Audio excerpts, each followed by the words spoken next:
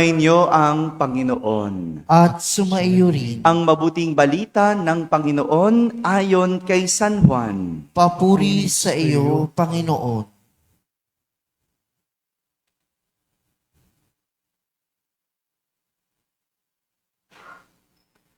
Noong panahong iyon, may kasalan sa Cana, Galilea.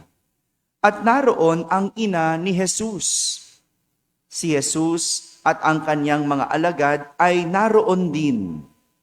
Kinapos ng alak, kaya't sinabi ng ina ni Jesus sa kanya, naubusan sila ng alak. Sinabi ni Jesus, huwag ninyo akong pangunahan, ginang. Hindi pa ito ang panahon ko. Sinabi ng kanyang ina sa mga naglilingkod, gawin ninyo ang anumang sabihin niya sa inyo. Dooy may 6 na tapayan. Ang bawat isa'y naglalaman ng 20 hanggang 30 galon. Nakalaan ang mga ito para sa paglilinis ayon sa tuntuning panrelihiyon ng mga Hudyo. Sinabi ni Jesus sa mga katulong, punuin ninyo ng tubig ang mga tapayan. At pinunungan nila hanggang sa labi. Pagkatapos, sinabi niya, sumalok kayo ngayon at dalhin ninyo sa namamahala ng handaan. Dinalhan nga nila ang namamahala sa handaan. Tinikman naman nito ang tubig na naging alak. Hindi niya alam kung saan nanggaling iyon. Bagamat alam ng mga katulong na sumalok ng tubig, kaya't tinawag niya ang lalaking ikinasal. Sinabi niya rito, ang una pong inihahain ay ang masarap na alak. Kapag marami nang nainom ang mga tao, saka inihahain ang mababang uri. Ngunit ipinagpahuli ninyo ang masarap na alak. Ang nangyaring ito sa Cana, Galilea, ay siyang unang kababalaghang ginawa ni Jesus. Sa pamamagitan nito ay inihayag niya ang kanyang kadakilaan at nanalig sa kanya ang mga alagad. Mga kapatid, ang mabuting balita ng Panginoon. Pinupuri ka namin, Panginoong Hesukristo. Magsiupo ang lahat at makinig sa homilya. Magandang umaga po sa inyong lahat. Magandang umaga sa mga nasa barangay, sa mga nasa tahanan na nagsisimba tayo online at sa lahat na nasa abroad. Isang magandang araw po sa inyong lahat. Gawin ninyo ang anumang sabihin niya sa inyo. Ito ang nasabi ni Maria sa mga naglilingkod sa kasalan sa Cana nang minsang maubusan sila ng alak na ipaiinom at ihahanda sa mga tao. Gawin ninyo ang anumang sabihin niya sa inyo. Kung tutuusin, imbitado lang si Maria at Jesus sa kasalan. Hindi sila ang nagpapiging. Imbitado. Hindi kanila ang piging. Hindi sila ang naghanda. Pero ganun na lang ang malasakit ni Maria sa ikinasal. Ayaw niyang mapahiya ang ikinasal sa pinaka-importanteng araw nila. Imaginin po ninyo, isipin ninyo, pinaka-importanteng araw sa buhay nyo, pinaghandaan mo, tapos naubusan ng pagkain. Hello? Naisip nyo ba yon? Yung minsan naghanda ka ng birthday mo, di ba? Nakaka-stress kapag ang daming pumunta, tapos yung pagkain hinanda mo, hindi mo alam kakasya ba? Sasapat ba? No? Kaya nga ngayon uso na yung RSVP. No? Yung magsasabi ka muna para alam, para bilang. No? Kasi hindi mo alam yung stress kapag kakapusin sa pagkain. Oh, nakakahiya. No? Nakakahiya iyon. Kaya nga si Maria, hindi na niya ito hinayaang mangyari. Kumilos, nagkusa. Siya yung namagitan para sa ikinasal patungo kay Jesus. Sa mga araw na yon o sa mga oras na yon, wala nang paraan kundi ang lumapit kay Jesus. No? Kanino ka lalapit? No? Wala na. Wala nang oras para bumili pa ng ganun kadaming alak. Kaya si Maria magaling. Kapag bingit ng oras, kay Jesus na lalapit. Kay Jesus lumapit. At siya yung namagitan mula dun sa ikakasal patungo kay Jesus. Siya yung humiling kay Jesus para sa ikinasal. Pero, gaya nga ng sabi ni Maria, gawin ninyo ang anumang sabihin niya sa inyo. Kung minsan, nangyayari sa ating buhay, tayo'y kinakapos. Nangyari na ba yon? Nagipit, kinapos, nangangailangan. Nangyayari ba yan sa inyo? Nangyayari yun. No? Sino bang hindi kinakapos sa buhay? Sino bang hindi nagigipit? Hindi ba? Para tayo yung kinasal, no? Nai-stress, nag-aalala. No? Hindi mo alam saan ka hahagilap. Hindi mo alam saan ka huhugot. Wala ka namang sinuksok. Kaya wala ka talagang huhugutin. No? Wala tayong mapagkunan. Pero yung ganitong pag-iisip, pinabulaanan sa atin ng Ebanghelyo. Hindi totoo na wala tayong malalapitan. Hindi totoo na wala tayong mapaghuhugutan. At hindi totoong wala tayong mahihingan. Dahil alam natin, ang Diyos pwedeng lapitan. Kasama ng tulong at pamamagitan ng mahal na Birheng Maria. No? Kaya nga tayo nagdedebosyon kay Maria. Yun yung ibig sabihin nun, yung ipamagitan tayo, ilapit tayo ni Maria. Kasi pag nanay ang nagsabi, makikinig ang anak.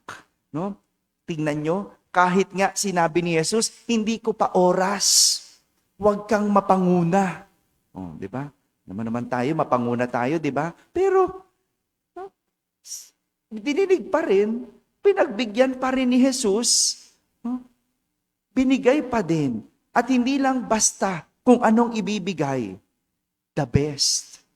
Parang yung binigay na alak. The best wine. Alam nyo, noong panahon ni Jesus, kapag merong handaan, kapag merong inuman, ang unang ibibigay ay masasarap na alak. Masasarap. Siyempre, gano'n naman, di ba? Masarap. Pag medyo lasing na, medyo natamaan na, ang bibigay na yung mas mura-mura na, yung mababang uri na. Bakit? Hindi na mamamalayan yun nung umiinom, di ba? Kasi para sa'yo, parehas na lang yan. No? Ganon. Pero yung nangyari sa kasalan, hanggang sa huli, masarap at mataas na uri ng alak. Ibibigay ng Diyos. Pero may kondisyon.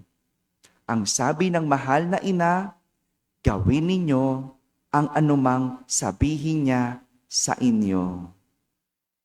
Madalas, ang tao naiiwan lang sa paghingi. Tama? Hello. Ang galing natin humingi, di ba? Ang galing nating dumaing. Wala na akong ganito. Gipit ako. Nawalan ako. Kinapos. Ang dali nating dumaing. Pero, kapag meron na tayong dapat gawin, nawawala tayo. Nawawala. No? Humihingi ka ng magandang buhay, puro naman illegal ang iyong ginagawa.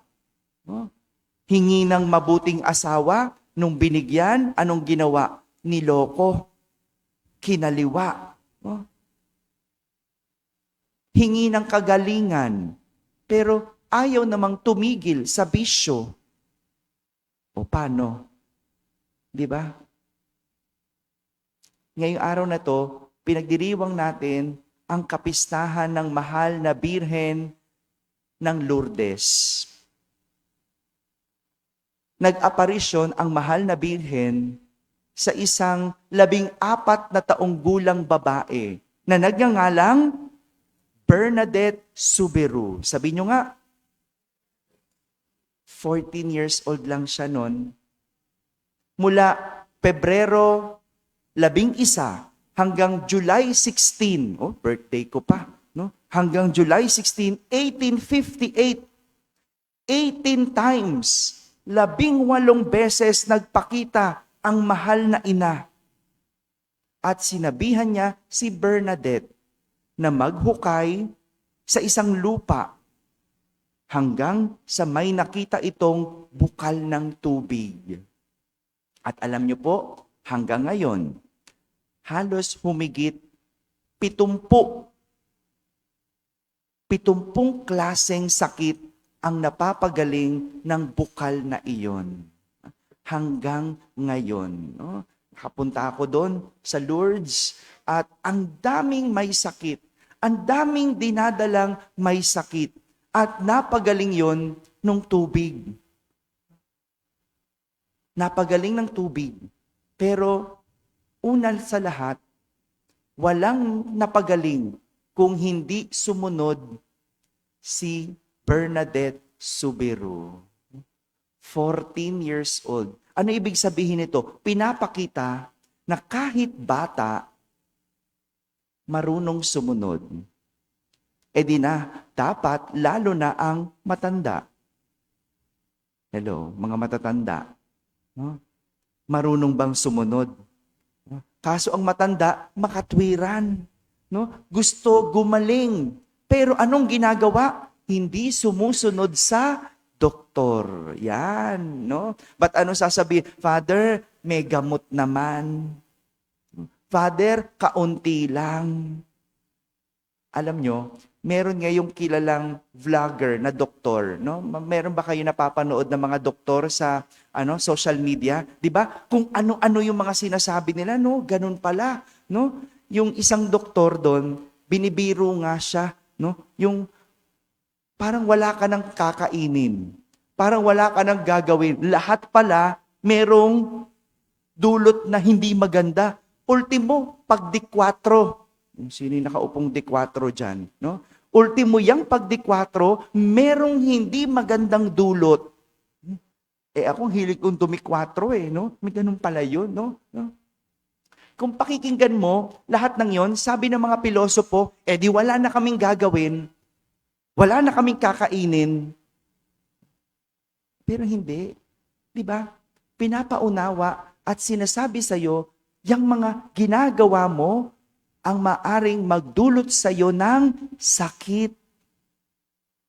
Kaya ngayon pa lang na wala kang sakit, bawas-bawasan mo. Pinapaalam sa iyo para unti-unti mong tanggalin sa sistema mo.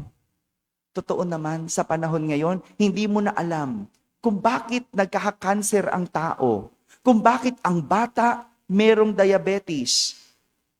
Nung araw, pang matatanda na sakit yon, di ba?